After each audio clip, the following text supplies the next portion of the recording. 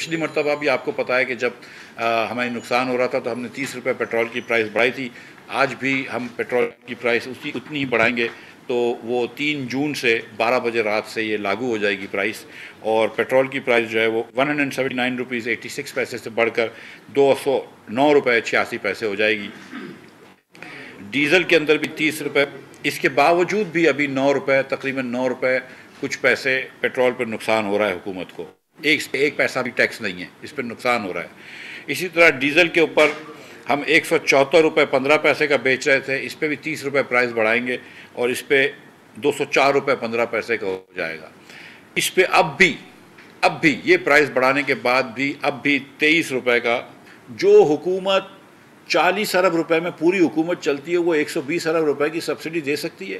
जिन ममालिक से आप जाके इमदाद मांगते हैं, पैकेजेस मांगते हैं, कर्ज मांगते हैं, जो कि तेल पैदा करते हैं, वो ममालिक से भी आप सस्ता पेट्रोल डीजल बेच सकते हैं। आज ईरान से डीजल आना बंद हो गया पाकिस्तान में स्मगल, क्योंकि हम इतना सस्ता डीजल बेच रहे हैं। तो ये आप छोड़ दें, IMF क्या कहती है, आप अपनी भी तो सोच लगाएं ना। हम भी तो पाकिस्तानी इस मुल्क के जिम्मेदार लोग बैठे हुए हैं ना। हम क्या ये मुल्क क्या इसका, ये मईशत क्या इसकी मुतहम्मिल हो सकती है?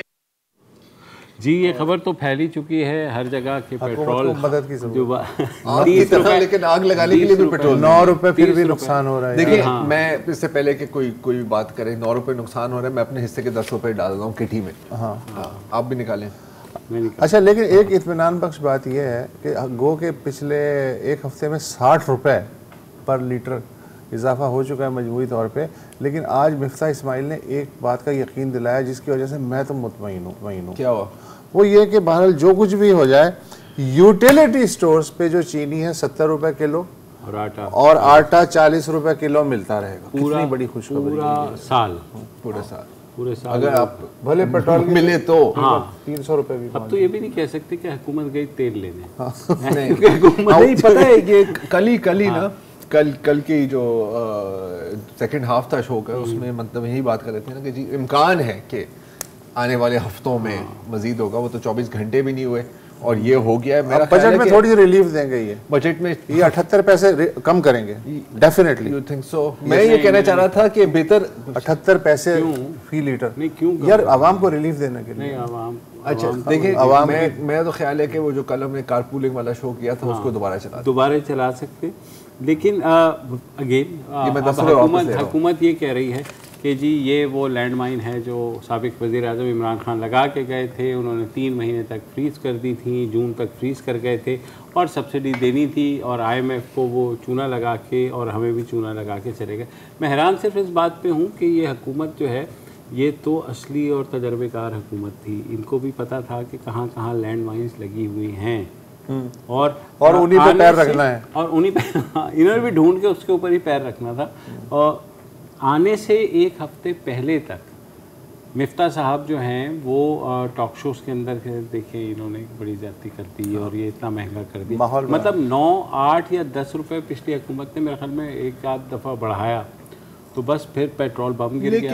हम समेत नहीं, बिल्कुल। लेकिन उसके साथ साथ अगर मिफ्ता की हम बात करें, मिफ्ता इस्माइल की हम बात कर रहे हैं, तो उन्होंने बार बार कहा है कि फ्यूल सब्सिडी अनसस्टेनेबल है। और वो तो डे 1 से कह रहा है, वो डे 1 से कह रहे हैं। देखिए, अब देखिए, एक जो अनफॉर्चुनेट बात है और सब ने ये किया है, पेट्रोल प्राइसेस पर और एक्सचेंज रेट पर जो सियासत की जाती है ना, उससे किसी का कोई फायदा नहीं है और मईशत को तो बिल्कुल कोई फायदा नहीं। ठीक है, लेकिन मुझे बताएं, अगर सब्सिडी ही ख़त्म करनी है और मईशत ऐसे ही चलानी है, तो वो तो फिर मैं भी चला सकता हूँ, तुम भी चला सकते हो, ये भी चला सकते हो। उसके लिए मिफ्ता होना क्या जरूरी है, मुझे बताओ। अगर इसाकदार होते तो फिर नहीं, इसाकदार नहीं, या शौकत तरीन होते। अगर ये आपका नहीं, अगर नहीं तो क्या इसके पॉइंट ऑफ व्यू इसी तरह के आप, अगर इसाकदार आता तो वो कहता कि भाई आप पैसे फेंको ताकि डॉलर का रेट कम हो, उससे भी आपको नुकसान है। जो भी आता है, शौकत तरीन आला कोई भी आता है, जुमले तो यही थे जो बोलने थे, जुमले तो यही, लेकिन मसला ये है आपको यही लेनी है। जिस आवाम के ऊपर आपने ये बोझ डाला है 60 रुपए का, क्या वो सह सकती है? हाँ, ये एक अलग सवाल है, लेकिन क्या आप इस तरह की सब्सिडी को इंडेफिनेटली सह सकते हो मईशत के तौर पर? और ये मैं देखो यार, ये अब ऐसी बात नहीं है कि हमने पिछले कोई महीने से हम इस पे बात नहीं कर रहे हैं। क्या बिल्कुल, देखो यही हम कह रहे हैं। इससे ये सवाल भी हुआ था प्रेस कॉन्फ्रेंस में, देखो ना, सह सकते हैं के हवाले से बात याद आई। प्रेस कॉन्फ्रेंस में मिफ्ता से सवाल हुआ कि जी बाकी जो कुछ इदारे हैं जिनके प्रिविलेजेस एंड पर्क्स, और मेरे ख्याल 2 हफ्ते पहले UNDP के आदाद शुमारी भी दे चुका हूँ कि 18 बिलियन डॉलर के पर्क्स अशराफिया, रूलिंग अशराफिया और इदारों को दी जाती है, तो उसने सीधा सवाल कर दिया कि साहब उनके क्यों नहीं पर काटते। बिल्कुल उन्होंने एक सियासी जवाब दिया। बहरहाल उसका कहने लगे तो ठीक है, अगले इलेक्शन में मुस्लिम लीग नून जब आएगी तो फिर इस बारे में भी बात करेंगे। दूसरा उन्होंने पहले उन्होंने उसको डाइल्यूट किया। उन्होंने ये कहा कि मेरी नज़र से वो स्टडी नहीं गुजरी। अच्छा, मैं भेज देता हूँ। हाँ, वो पूरा डीएम कर देते हैं अभी ब्रेक में ट्विटर। हाँ, वही ना। तो फिर उन्होंने कहा, लेकिन क्योंकि आप पूछ रहे हैं तो बिल्कुल इसमें फिर उन्होंने एडमिट किया कि हाँ, अशराफिया को सब्सिडी दी जाती है, सस्ती गैस और बिल्कुल पता नहीं क्या क्या। देखिए, अब 2-3 चीजें हैं ना। एक तो आई थिंक कि हम सभी मुत्तफिक हैं और काफी टाइम से रहे हैं कि फ्यूल सब्सिडी आपको हटानी थी। इसका ये मतलब नहीं है कि इम्पैक्ट नहीं होगा, इम्पैक्ट तो बहुत यार fuel subsidy across the board हटा लो ना। मतलब जो बाकी जो इदारों की बात की आप बात कर रहे हो ना, टोटल आप सिर्फ फ्यूल सब्सिडी की बात नहीं कर रहे ना। तो वो थर्ड पॉइंट था कि जो जनरल जो रेंट सीकिंग और जो ओवरऑल सब्सिडाइजेशन और पर्क्स हैं उस पर कौन हाथ डालेगा, और अगर हाथ डाला तो वो कितना बड़ा हाथ होगा, इन द सेंस के परसेंटेज टर्म्स में वो कितना एक सिग्निफिकेंट इम्पैक्ट होगा। क्योंकि जहां तक फ्यूल सब्सिडी की बात है तो ये तो यार हमने इसकी स्टैट्स भी देखे हैं कि सिर्फ 2.5 महीने में इतना आपका खर्चा हुआ है जो पूरे साल का एहसास का बजट। ठीक है, इसमें तो कोई डिबेट नहीं होनी चाहिए। खुद भी कहा कि 40 अरब रुपए महीना हुकूमत चलाने पे लग रहा है और 140 की हम सब्सिडी सब्सिडी को हटना चाहिए या रहना चाहिए, ये डिबेट अब खत्म हो गई है। लेकिन मैं एक ओवरऑल देखे, जब पिछली हुकूमत ने बढ़ाई थी 10 रुपए, और जब बाहर लोग वहाँ पे वीडियोस बना के भेज रहे थे कि बाहर वो बन रही है, तो यहाँ मजाक उड़ाया जा रहा था ना कि यार मतलब वहाँ आप सैलरी देखें, वहाँ आप सैलरी देखें, ये होती है, फिर वो वहाँ पे ये होता है, वो होता है। अब वही चीज़ रिवर्स हो रही है कि अब वो जो उस वक्त क्रिटिसाइज कर रहे थे वो अब डिफेंड कर रहे हैं कि नहीं यार मतलब ये ऐसा नहीं। तो ऐसा तो है, तो ऐसा अगेन ऐसा ही होता है। अगेन ये भी कोई पहली बार हमने ये चीज़ देखी नहीं है। कितनी बार आपने ये चीज, भाई अपोजिशन कुछ में होते हैं तो कुछ और कहते हैं, कुर्सी पे बैठते हैं कुछ और कहते हैं। देखो ये जो डिबेट है ना कि यार देखें वो जब वो करते थे तो ये सही था, ये डिबेट तो मेरा ख्याल है कि हम पिछले 7 सालों से कर रहे हैं। बिल्कुल। और वो मैं सिर्फ 7 सालों की बात कर रहा हूँ क्योंकि 7 सालों से ही हमारा शो चलता है ना, 6 साल। उससे पहले भी ये बात होती थी, हम बिल्कुल इसी टोन में हम बात करते रहेंगे, हमारा पूरा घंटा निकल जाएगा, उसका कोई फायदा नहीं। भाई मुस्लिम लीग नून के बतौर अपोजिशन दलाइल पीटीआई के पास आ गए हैं, पीटीआई के बतौर हुक्मरान दलाइल जो है अब मुस्लिम लीग नून के पास आ गए। इतनी सी बात। अभी माशी माहिर के पास भी जाना है, लेकिन ये जो इतने बड़ा हुकूमत ने एक इंक्रीज दोबारा किया 1 हफ्ते में, अब 60 रुपए हो गया, इससे इम्पैक्ट क्या होगा? लोग बाहर निकलेंगे, एहतजाज करेंगे या नहीं करेंगे? मेरा ख्याल है कि कुछ टाइम के लिए तो इम्पैक्ट होगा बिल्कुल। एंड एक ऑब्वियसली जो जनरल टेंशन का लेवल है और जो एक प्रेशर है अवाम पे वो मुस्तकिल बढ़ता रहेगा। और जब ऐसा होता है, क्योंकि अभी तो बाकी चीजों में भी अभी तो अक्रॉस द बोर्ड आप इन्फ्लेशन रोटी तो 15 से 20 की आनी है। तो फिर जनरली होता क्या है कि कोई एक मामूली सी चिंगारी आती है, जरूरी नहीं कि पेट्रोल पे एहतजाज हो, बिल्कुल नहीं, कोई और चीज हो जाएगी बेशक, मतलब कहीं पुलिस ने रोड पे ही रोक लिया, ऐसी भी कोई छोटी मोटी चीज हो सकती है और फिर वो चीज एक्सप्लोड करेगी। लेकिन अगेन पॉइंट इज के ये हमें पता था कि होना है। यू सी, आई मीन ऐसा नहीं है कि आज हम ये कह रहे हैं कि ये होना है, ये तो अगेन पिछले 3-4 महीनों का ही शोज निकाले, अपने ही शोज है, आपने खुद बात की है, ये होगा। इम्पैक्ट क्या होगा? और जो एक इंपॉर्टेंट सवाल है आपकी मैक्रो इकोनॉमिक स्टेबिलिटी के बारे में। अच्छा, इम्पैक्ट भी आप शॉर्ट टर्म, मीडियम टर्म और लॉन्ग टर्म को देखेंगे ना। मीडियम टर्म और लॉन्ग टर्म में मेरा जो सवाल है वो ये है कि क्या अब IMF की शराइत पूरी हो गई हैं या कितनी पूरी हो गई हैं, और क्या इसका मतलब है कि अब IMF की तिजोरी की चाबी। और इस बहस में आप ये मत भूल जाइएगा कि आज ही बिजली के यूनिट में 7 रुपए 91 पैसे का एकदम इजाफा हुआ है, 16 रुपए से 24 रुपए। एक और IMF तो यही थी ना कि फ्यूल प्राइसेस, बिजली की प्राइसेस और गैस प्राइसेस, तो एक लिहाज से लीटर और बिजली को मिला लिया जाए तो आज टोटल 38 रुपए का बम गिरा है।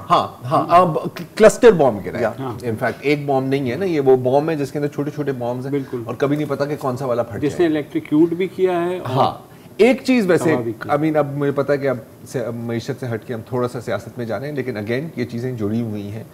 एक चीज जो लग रही है कि इतना या तो डेस्परेशन है, और डेस्परेशन भी है क्योंकि IMF ने आपको क्लियरली बोल दिया था अपने पिछले रीड आउट में दूसरी साइड पर आप ये भी कह सकते हैं कि शायद कॉन्फिडेंस का लफ्ज़ नहीं इस्तेमाल किया जा सकता यहाँ पर, लेकिन हुकूमत वाज़ेह है मुझे कि इतनी उनको लग रहा है कि हमारे पास इतनी पॉलिटिकल स्पेस है कि जल्दी जल्दी ये सब कुछ नहीं, और हुकूमत की पुश्त पे जो इदारा गरम गर्दन पे सांसें ले रहा था वो थोड़ा सा फासले पे खड़ा हो गया कि तुसी जड़ा करना है छेती। अच्छा, बड़ा क्लियरली सिग्नल किया गया था ना कि जी अगर आप हमें बैक करेंगे तो फिर हम इस तरह के ले सकते हैं। अच्छा, बैक करने का एग्जाम्पल क्या होता है? देखें, एक तो मतलब मैसेज होता है कि sir I have your back, नहीं, ये जो अभी खान साहब का मार्च हुआ है और जिस तरह वो कंक्लूड हुआ है वो उसको भी इंटरप्रेट कर रहे हैं कि यार दिस मीन्स के सही है यार, थोड़ी बहुत हमारे पास सपोर्ट है, इसीलिए जल्दी जल्दी से जितनी मुश्किलात है। लेकिन लिटमस टेस्ट ये होगा कि बजट जो आने वाला है उसके बाद भी इन्हें टिश्यू पेपर ना समझा जाए।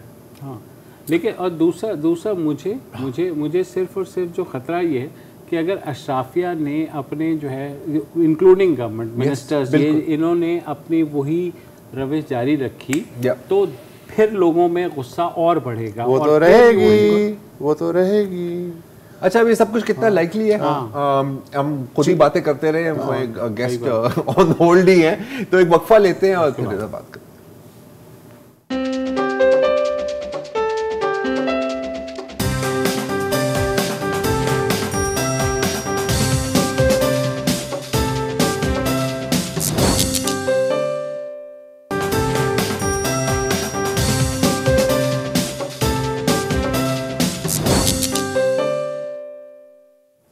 Welcome back. हमने तो बात कर ली सियासी पहलू, इस सारी जो इतनी बड़ी बात नहीं की भड़ास निकाली है, चलिए भड़ास निकाल ली, मगर हमें माहिरीन मईशत से ये भी पूछना है कि क्या इतना काफ़ी है या ये तेल वाला जो है मज़ीद तबाही फैलाएगा? तो उसकी तरफ देखते हैं और हमारे साथ मौजूद हैं अम्मार हबीब खान। अम्मार, आपको लगता है कि हमने IMF की कंडीशनैलिटीज़ पूरी कर ली हैं या मज़ीद कुछ ऐसी चीज़ें रह गई हैं जो आवाम से शायद एक सितम और मेरी जहाँ अभी जहाँ बाकी है, ये बताइए। नहीं जी, कंडीशनैलिटीज़ मेरे हिसाब से तकरीबन 90% तो पूरी हो गई हैं, क्योंकि पेट्रोल पे अब सिर्फ 9 रुपये की सब्सिडी रह गई है और 9 रुपये कल ख़त्म करते हैं या आज से 10 दिन बाद ख़त्म करते हैं, वो देखने वाली बात है। मगर आई थिंक जो मेन कंडीशनैलिटीज़ थी कि जी सब्सिडी ख़त्म की जाए वो हो गई है। एक जो और कंडीशन आएगी वो इस पर यह आएगी कि जो GST है, जो टैक्स है या जो पेट्रोलियम पे लेवी लगती है, उसको भी इम्पोज करना होगा 3 महीने में, 6 महीने में। तो वो एक कंडीशन ज़रूर होगी, वो देखते हैं कि वो इम्पोज होता है या नहीं होता। अगर वो इम्पोज होता है तो तकरीबन तेल की कीमत जो है मेरे हिसाब से पेट्रोल की 270-280 रुपये पर लीटर हो जाएगी। और अगर लकीली ओपेक अपना आउटपुट बढ़ा देता है, इंटरनेशनली तेल की कीमत नीचे आ जाती है, तो हम उस तरह भी इसको कवर कर सकते हैं। तो टोटली डिपेंड करता है आलमी मंडी में तेल की कीमतें किस डायरेक्शन में मंडी में मंदी होगी या नहीं होगी। अभी तो 118 के लगभग डॉलर्स पर बैरल चल रहा है क्रूड। क्या ये बात ठीक है कि गुज़िश्ता हुकूमत ने जो फ्रीज़ किया, अगर वो थोड़ा थोड़ा बढ़ता रहता तो शायद इतना ज़्यादा यकमुश्त नहीं बढ़ाना पड़ता? बिल्कुल ऐसा ही है जी, फ्रीज़ करना बिल्कुल एक गलत डिसीजन था उस वक्त का और ये चीज़ नहीं करनी चाहिए थी। अगर थोड़ा थोड़ा बढ़ता रहता 3 रुपये, 4 रुपये, 5 रुपये हफ्ते के हिसाब से, 2 हफ्ते के हिसाब से, तो एडजस्टमेंट जो होती है वो आसान होती है। लोग अपनी एडजस्टमेंट खुद करते हैं। मैं अपनी मिसाल देता हूँ, अगर आप कराची से इस्लामाबाद की ड्राइव करें तो हुकूमत पाकिस्तान ने मुझे पिछले 1 महीने में 20 से 25 हज़ार रुपये की मुझे सब्सिडी दी है, क्योंकि मैंने इतनी लंबी ड्राइव करी। तो हुकूमत ने मुझे बोला कि बहुत अच्छा काम किया आपने ड्राइव करी, ये ले हमारे से सब्सिडी ले लें। तो इस तरह लोग डिमांड डिस्ट्रक्शन खुद होती है। जब इतना महंगा हो जाएगा, आप 3 मरतबा 4 मरतबा सोचते हैं कि यार मैं ये जी कि मैं नहीं करूँ, आज मैं गाड़ी नहीं लेके जाता, मैं अपने दोस्त के साथ कारपूल कर लेता। आजकल कारपूल तो ये मुख्तलिफ तरीकों से जो है डिमांड डिस्ट्रक्शन होती है।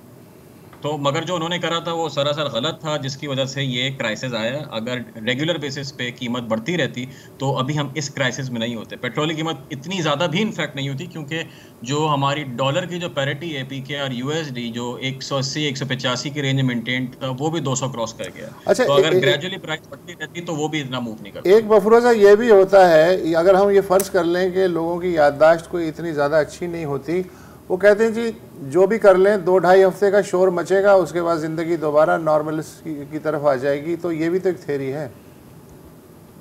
बिल्कुल ऐसा ही है, वो शोर मचेगा मगर जिंदगी नॉर्मल की तरफ नहीं आती। लोगों की इनकम तो फिर भी ख़त्म होती है और इरोड होती है, और ओवरऑल जो क्वालिटी ऑफ लाइफ है या जो दूसरी चीज़ों पर जो जैसे कहते हैं खर्चा होता है वो कुछ ना कुछ करके कम होता है। तो शोर नहीं मचता मगर इवेंचुअली लोगों को फ़र्क इससे ज़रूर पड़ता है। अच्छा अमान, अब अगर हम थोड़ा सा सेक्टर वाइज देखें तो एक तो जाहिर है अब इसके लिए कोई माहिर होने की ज़रूरत नहीं है कि महंगाई इससे मज़ीद बढ़ेगी, लेकिन कोई हम अंदाज़ा लगा सकते हैं कि कितनी? आपने अभी बात की कि ज़ाहिर है कि जो आपका जो रियल इनकम है वो कम हो जाएगा क्योंकि आपके अखराजात बढ़ जाएंगे और आपकी तनख्वाह नहीं बढ़ेंगी। कितनी हिट एक्सपेक्ट आप कर रहे हैं और कब तक? देखें, इसमें सीधा हिसाब होता है जब तेल का कमोडिटी शॉक होता है, ऑयल प्राइस में शॉक होता है, तो एकदम से सबसे पहले तो ऑयल की प्राइस बढ़ती है, पेट्रोल की प्राइस बढ़ती है, और फिर उसके साथ जितनी चीज़ें होती हैं उन सब की कीमतें भी बढ़ती हैं, चाहे वो सब्जी हो, दाल हो या कोई भी और चीज़ हो, कोई सर्विसेज हो, क्योंकि पेट्रोल जो होता है कोर एक कॉम्पोनेंट रॉ मटेरियल है हर चीज़ का। तो मेरे हिसाब से इन्फ्लेशन जो है अफरात ज़र हमारी 24 से 25% टच कर सकती है in the next 3 to 4 months. पहले फर्स्ट राउंड इम्पैक्ट होता है जून में की जो इन्फ्लेशन के नंबर्स आएंगे जून एंड के, उनमें एक सिग्निफिकेंट स्पाइक होगी मेरे हिसाब से 18 से 19% की में उसमें इन्फ्लेशन हो जाएगी। फिर उसके बाद सेकंड राउंड इफेक्ट आएंगे कि जो डबल रोटी आप इस्तेमाल करते हैं या जो घर में कोई भी आपकी चीज़ आती है, साबुन आता है, इन सब चीज़ों की कीमतें जो हैं वो आहिस्ता आहिस्ता करके 4 आने, 8 आने, 2 रुपये, 5 रुपये वो भी बढ़ना शुरू होंगी। तो इवेंचुअली आप 25%, 24% की जाके आप पीक करेंगे, फिर वो नीचे आएगी। ऐसा पाकिस्तान में हुआ था तकरीबन 2010 से 2012 के दरमियान। इंटरनेशनली ऑयल की प्राइसेस इतनी ही बढ़ गई थी, यूरोजोन क्राइसिस चल रही थी और उस वक्त हमारी इन्फ्लेशन तकरीबन इंटरनेशनल रिसेशन 2000 हमारी इन्फ्लेशन चल, अब से 10-12 दिन बाद जो फिर बजट आने वाला है इस तनाजुर में, उसमें आप कितनी मारामारी देख रहे हैं?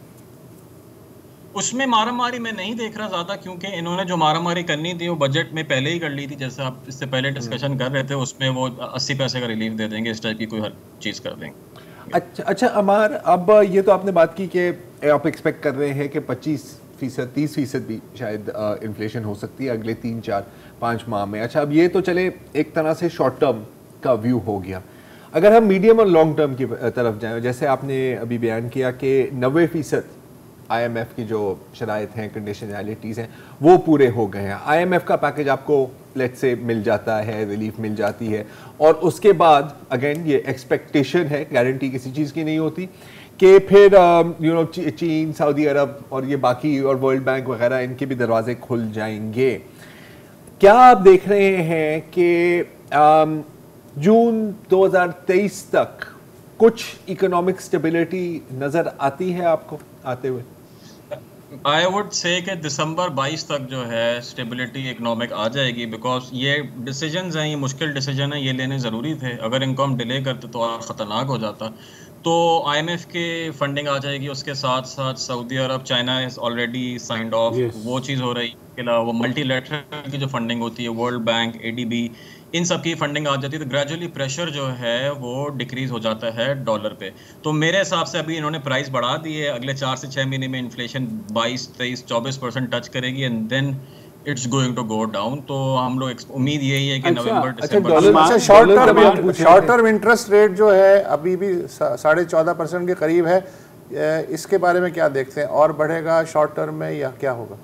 ये बिल्कुल जी शॉर्ट टर्म में बढ़ सकता है, क्योंकि कोशिश ये होती है सेंट्रल बैंक की कि रियल रेट जो है, यानी कि जो भी इंटरेस्ट रेट चल रहा है और इन्फ्लेशन है, उसके दरमियान का जो उसका जो डिफरेंस है वो पॉजिटिव रहे। यानी कि अगर इन्फ्लेशन 12% है तो और इंटरेस्ट रेट 14% है या 13% है, तो एक रियल रेट 1 या 2% का की गुंजाइश रखते हैं। मगर आज जो हालात चल रहे हैं तो रियल रेट तकरीबन -6, -7 या -8 तक जो है वो चला जाएगा। तो थोड़ा सा इंटरेस्ट रेट और बढ़ सकते हैं, क्योंकि हुकूमत को अगेन जैसे हमें पता है बोरोइंग की शदीद ज़रूरत है, उसको बैंकों से ही बोरो करना है और कहीं से वो बोरो कर नहीं सकता, और इस चीज़ का फ़ायदा बैंक उठाएंगे और ज़्यादा से ज़्यादा इंटरेस्ट रेट कमाने की कोशिश करेंगे। अच्छा अमार, बहुत प्रिडिक्टेबल रूट है ये, जो कि हर हुकूमत यही करती है कि IMF के पास गए, कुछ कंडीशनैलिटीज़ पूरी कर ली, फिर उनसे लोन मिल गया, थोड़ी स्टेबिलिटी आ गई, फिर ग्रोथ बढ़नी शुरू हुई, साथ साथ इन्फ्लेशन भी बढ़नी शुरू हुई, फिर इन्फ्लेशन घटनी शुरू हुई, ग्रोथ बढ़नी शुरू हुई, IMF का प्रोग्राम ख़त्म हुआ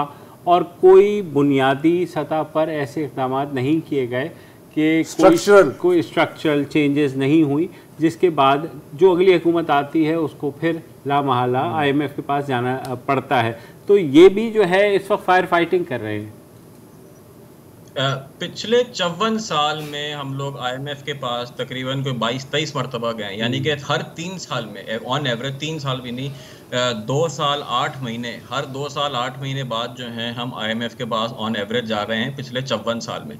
तो एग्जैक्टली यही होता आया है। आज से 3 साल पहले भी यही था, 6 साल पहले, 9 साल पहले, 12 साल पहले। ये एक बहुत प्रिडिक्टेबल सी एक साइकिल है। जैसे आपने बोला स्ट्रक्चरल रिफॉर्म्स जो हैं, कोई लेके नहीं आ रहा। स्ट्रक्चरल रिफॉर्म्स के लिए सबसे इंपॉर्टेंट चीज़ ये है कि पॉलिटिकल कंसेंसस और पॉलिटिकल विल होना ज़रूरी है, जो कि आप लोग बेहतर जानते हैं कि नहीं है। जब तक वो नहीं होगी, there it's not possible to have any structural reform. एक छोटी सी एग्जांपल मैं देता हूँ।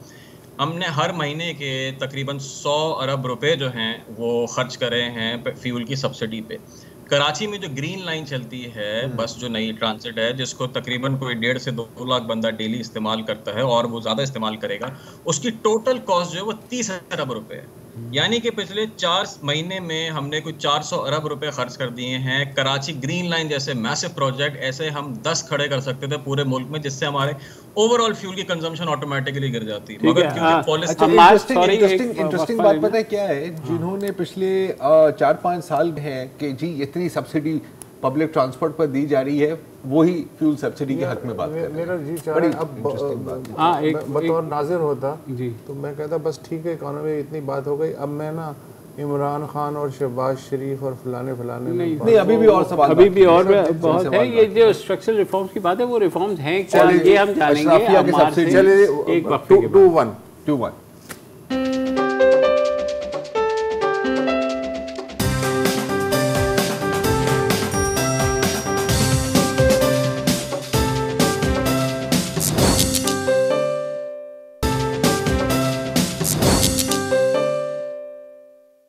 Welcome back. गरीब आदमी तो लगता है कि ज़ाहिर पिसने के लिए ही आया है, और गरीब आदमी यार पैदा ही क्यों होता है? वो उसे कोई और पैदा करता है, वो खुद तो नहीं हो जाता, ज़ाहिर सी बात है। हाँ, बहरहाल पूरी दुनिया का यही निज़ाम है और गरीब आदमी के ऊपर ही सबसे पहले जो है मुसीबत पड़ती है। मगर अशराफिया की बात हो रही है। नहीं अशराफिया, हम भी अशराफिया हैं। नहीं, मैं कब कह रहा हूँ कि नहीं। हाँ, तो फिर हम भी अब कम से कम अशराफिया में तो आते हैं। तो अशरफुल मखलूक़ात ज़रूर। अम्मार खान हमारे साथ मौजूद है। अम्मार, ये जो बार बार एक स्टडी के बारे में बात की जा रही है कि पाकिस्तान की अशराफिया जो है वो कितने 17 to 18 बिलियन डॉलर की मराआत जो हैं वो अशराफिया और हुक्मरान इदारे जो हैं वो पी जाते हैं डकार लिए बगैर। थोड़ा सा ब्रेक डाउन दे सकते हैं इसका, अगर आपको इल्म है इसके बारे में? देखें, इसकी जो रिपोर्ट है ये कोट तो बहुत होती है, मगर इसकी मेथोडोलॉजी जो है, साफ सी बात है, वो काफ़ी फ्लॉड है। तो हम ये नहीं कह सकते कि जी 18 अरब डॉलर की जो है सब्सिडी दे सकते हैं। It's very difficult to trace. तो इसमें आप इसकी एक्यूरेटली जो है नहीं बता सकते। सब्सिडी सर माफ़ी चाहता हूँ, मैं सब्सिडी की बात नहीं कर रहा हूँ। मसलन रियायती निर्ख पे ज़मीन तक एक्सेस, इकोनॉमी तक एक्सेस, उसमें पेंशन, उसमें टैक्स के छूट वगैरह सब मिला के जो है ये पूरा पैकेज 18 बिलियन डॉलर का है UNDP के मुताबिक, जिसमें कॉर्पोरेट सेक्टर भी है, इदारे भी हैं, सियासतदान भी हैं, जागीरदार भी हैं, सनतकार भी हैं, ये सब बिल्कुल हैं। और ये ज़रूरत है कि इन सबको टैक्स किया जाए। टैक्स ब्रेक किसी के लिए नहीं होनी चाहिए, चाहे वो कोई भी हो, चाहे वो ज़मींदार हो, सियासतदान हो, कोई भी हो। टैक्स ब्रेक किसी के लिए नहीं होनी चाहिए। इवन पेंशनर्स को भी जो है वो टैक्स देना चाहिए। अगर हाँ, बहुत सारी बड़ी पेंशन लोग लेते हैं, मल्टीपल पेंशन लेते हैं और उन पे टैक्स नहीं लगता, तो ये तो बिल्कुल सबको टैक्स होना चाहिए। और इसी तरह सब्सिडाइज लोन्स बहुत सारी इंडस्ट्रीज़ को, बहुत सारे सेक्टर्स को मिलते हैं, वो भी ख़त्म होने चाहिए। बहुत सारी टैक्स एग्जेम्पशंस हैं जो कि मुख्तलिफ इंडस्ट्रीज़ को मिलती ही हैं, क्योंकि उनके दोस्त यार जो होते हैं वो कहीं ना कहीं मिनिस्ट्री में होते हैं या कहीं पर होते हैं। तो ये भी ख़त्म हो जानी चाहिए। ये सब ख़त्म हो जाएगा तो सडनली जो रेवेन्यू का पूल है हमारा, टैक्स हम ज़्यादा कलेक्ट करना शुरू कर देंगे। बहुत छोटा सा हिसाब है, 23 से 24% एग्रीकल्चर की कंट्रीब्यूशन है हमारी GDP में, मगर टैक्स मुश्किल से 0.1 या 0.2%।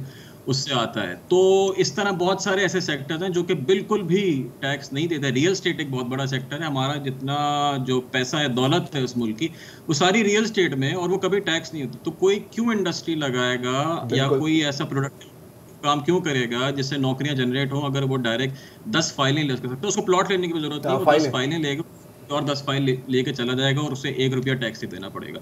तो ये स्ट्रक्चरल इश्यूज हैं, ये रिजॉल्व करने होंगे। और जमीन पे टैक्स के या रियल एस्टेट पे टैक्स के इशू उस वक्त रिजॉल्व नहीं हो सकते जब तक जो सबसे बड़ी हाउसिंग पार्लियामेंट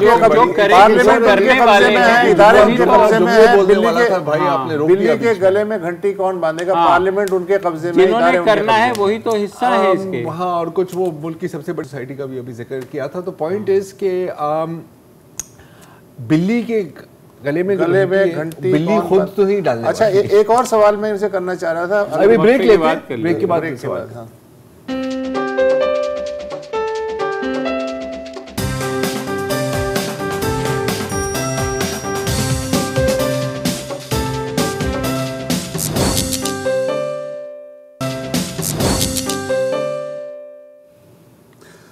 वेलकम बैक। गुफ्तगू ये हो रही है कि तेल की कीमत और बाकी चीज़ों की बिजली की कीमत बढ़ने से हम पे तो असर पड़ेगा, लेकिन अशराफिया का कितना बाल बीका होगा। अम्मार ख़ान हमारे साथ मौजूद है। अम्मार ख़ान, एक और सवाल मेरे जहन में आ रहा है।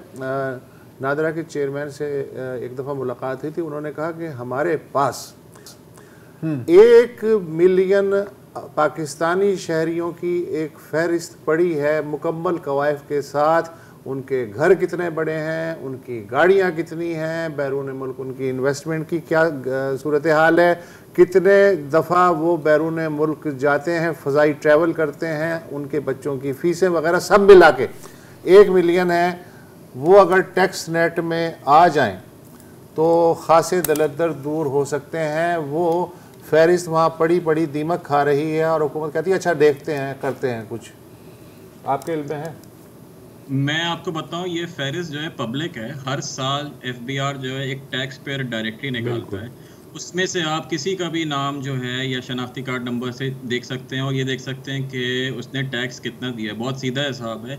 जितने भी जो है, जिसका भी 500 गज या 1000 गज से बड़ा घर है या कोई भी गाड़ी है, आप उसको बहुत आसानी से देख सकते हैं कि यार इसने टैक्स एक्चुअली कितना दिया है। तो डेटा सारा मौजूद है। बात वही आप जो पहले कह रहे थे, बिल्ली की घंटी कौन बांधेगा? बिल्ली खुद तो घंटी नहीं बांधेगी। तो डेटा मौजूद है, सबको पता है कौन टैक्स दे रहा है, कौन नहीं दे रहा, कौन टैक्स लेगा, ये असल सवाल है। हाँ, ये है। और अगेन सारी बातें आ जाती हैं पॉलिटिकल विल पर, क्योंकि इन सारी जो इक़दामात हैं, और ये सिर्फ अमार भाई नहीं, पहले पाकिस्तान आज़ाद हो जाए फिर देखते हैं कि कैसे नहीं देते टैक्स। पहला मसला है आज़ादी। यही सारा मसला गुलामी है, सारा मसला गुलामी भाई। और फिर अगेन बहुत शुक्रिया अमार हमसे बात करने का। Thank you very much. Thank you. हमने कंक्लूड करना, बात वही है जो पार्लियामान में बैठे हुए हैं, देखो वही सिर्फ पार्लियामान में बैठे हुए वालों की यार इसका मैं वैसे इसका एक सलूशन है। एक दफा सारे नॉन इश्यूज हल हो जाए ना, उसके बाद फिर हम इश्यूज हल कर लेंगे। ये भी एक सलूशन। ये तो प्रायोरिटी नॉन इश्यूज को देनी चाहिए, जैसे आजकल हो रहा है। नहीं, नॉन इश्यूज तो आला होते हैं ना। आप ऐसी ट्रक की बत्ती है कि आप सबको उसके पीछे लगा दें, हाँ, लोग पागलों की तरह पीछे लग भी जाएंगे। और in the mean time issues तो फिर आपको पता है बड़ा मुश्किल काम होगा। और गद्दारी के केसेस से बेहतर देखिए मैं बताऊं, इसकी कुछ ऐसा है कि मेरा काफ़ी पेट निकल रहा है, पता है, हम अक्सर इस पर गुफ्तगू भी करते हैं। अब मेरे पास 2 चॉइसेस हैं, या तो मैं डाइटिंग कर सकता हूँ, मैं रोज़ाना 100-200 क्रंचेस करूँ, जॉगिंग करूँ, या फिर मैं एक मार्कर लेके ना खुद ही अपने आप से ना 6 पैक बना 6 पैक्स बना रहे हैं। हाँ, 6 पैक बनाना मार्कर के साथ ज़्यादा आसान काम है। हाँ, मैं भी खुश हो जाता हूँ, अपने आप को भी वल्लू बना रहा हूँ। अच्छा, मैं तुम्हारी बात समझा नहीं, कल ये डेमो करके बता। हाँ, मैं अभी आपको शो के बाद डेमो करके बता देता हूँ, लेकिन मार्कर आपको खरीद के देना होगा। मेरे पास मार्कर नहीं है। जो भी वजीर आज़म आता है उसे वो हमेशा रोज़ी पिक्चर दिखा करके चला जाता है। वहाँ से शुरू करना चाहिए कि आपको कम से कम लोगों को बताए तो सही कि इतनी संगीन सूरत हाल है। जब इस तरह का शौक आता है, बतौर मुलाजिम आता है, बतौर सीईओ आता है, कंपनी मालिक के तौर पे तो नहीं आता। जो भी आता है वो ये जरूर कहता है हम गरीबों की मदद करेंगे, ये सारा कुछ। और एक हफ्ते बाद आप उसके अलावा वो क्या कहे? नहीं, लेकिन वो बंदा ये भी कहता है कि जी देखें जो सूरत हाल हमें मिली है ना, वो तो मतलब पिछले 10,000 सालों में किसी हुकूमत को इतना, मेरे पास तो इख्तियार इख्तियार ही नहीं था। वो बाद में बात होती है, वो उस वक्त नहीं बात होती। उस वक्त होती है कि सर ये जो पहले जो सिविलियन आए थे ना यार, ये बड़े खराब थे। इक्तिदार के बाद आपको याद आता है कि आपके पास तो कभी ताकत ही नहीं थी। जनाब कल मिलेंगे, खुदा हाफ़िज़।